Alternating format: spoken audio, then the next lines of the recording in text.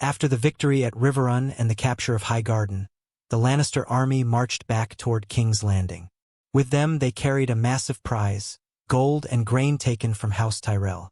Lord Randyll Tarly and his son Dickon, new allies of Cersei, rode alongside, guarding the caravan. It was a crucial treasure, meant to fill the crown's coffers and feed the war effort. But Daenerys Targaryen would not sit idle. She had already lost her fleet at Blackwater Bay, lost Grey Worm in the siege of Casterly Rock, but she still had a weapon no other ruler could command. She had dragons, and she had the Dothraki, the most feared cavalry in the known world, wild horsemen who knew neither fear nor mercy. As the Lannister columns stretched across the fields of the Riverlands, peace was broken by a low rumble. At first, it seemed like distant thunder, but the earth began to tremble and the sound grew closer. Bronn, the seasoned sellsword, understood first. It was the pounding of hooves.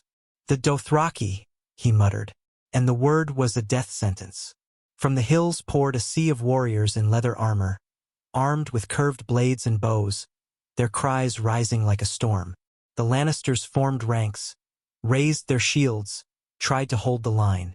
Jaime Lannister, commanding the host, knew the cavalry charge could break them, but he had not yet seen the true terror. A roar split the skies, a shadow fell across the sun, and there, descending like vengeance itself, came Drogon. Upon his back rode Daenerys, clad in dark armor, her eyes burning with fury. She had made her choice. "I will not burn the cities of the innocent, but I will burn the armies of my enemies, who hoard the food of my people." Drogon plunged downward, flames pouring from his jaws. The first blast consumed the Lannister front ranks, turning armor, wagons, men, and horses into ash in an instant. The ground itself seemed to erupt in fire. Screams mingled with the dragon's roar. The Dothraki crashed into the panicked soldiers. Their Araks split spears. Their arrows rained down from horseback. Their speed shattered order. The Lannisters fought bravely, but their lines burned from within.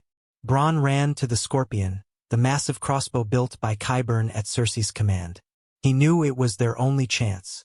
The great weapon could pierce a dragon's hide. He loaded it, aimed at the heavens, and loosed as Drogon swooped again. The bolt struck true. Drogon shrieked, fire spraying wide as his wings faltered. But he did not fall. He landed heavily, thrashing, while Daenerys leapt to his side, struggling to pull the bolt from his flesh. Jaime saw his moment. He seized a spear, spurred his horse, and charged straight at Daenerys. If he killed her, the war could end.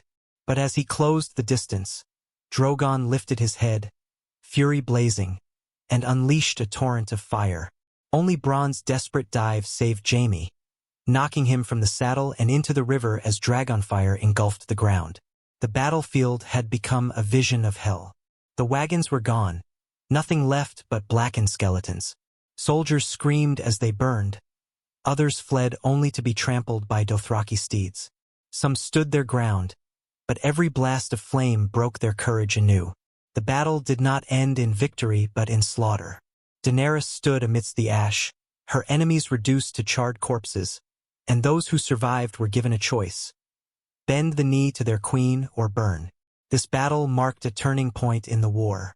It showed that even the mightiest army of Westeros, the disciplined soldiers of House Lannister, was powerless before the dragons and the Dothraki horde. It also revealed that Daenerys would wait no longer. She had come to claim what was hers.